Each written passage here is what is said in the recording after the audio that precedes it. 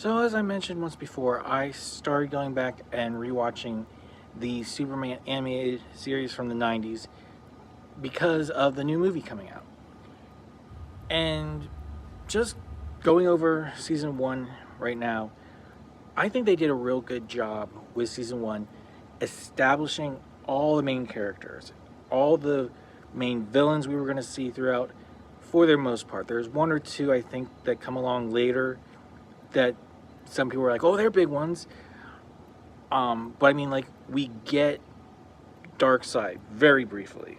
We get Parasite. We get Metallo.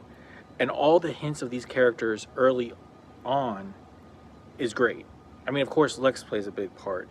We see the Fortress of Solitude, which I had forgotten what they did with this version of the fortress. I guess I'm so used to seeing the ice sticking up through the ground, or what look like diamonds, which I feel like they change it to that in Justice League or Unlimited.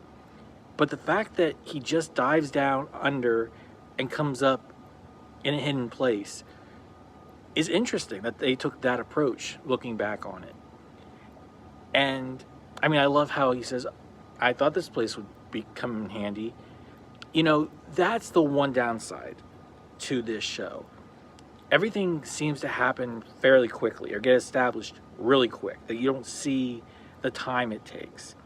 Like, oh, within 4 or 5 episodes, he's become known enough that he's working with Star Labs on stuff. He starts to have new suits. Like I mentioned, you get his Fortress of Solitude that's starting. We don't see him come up with it, it just happens. So, I mean, those are things you don't need to show, but there's a part of me that's like, well, maybe you could have explained that a little bit more.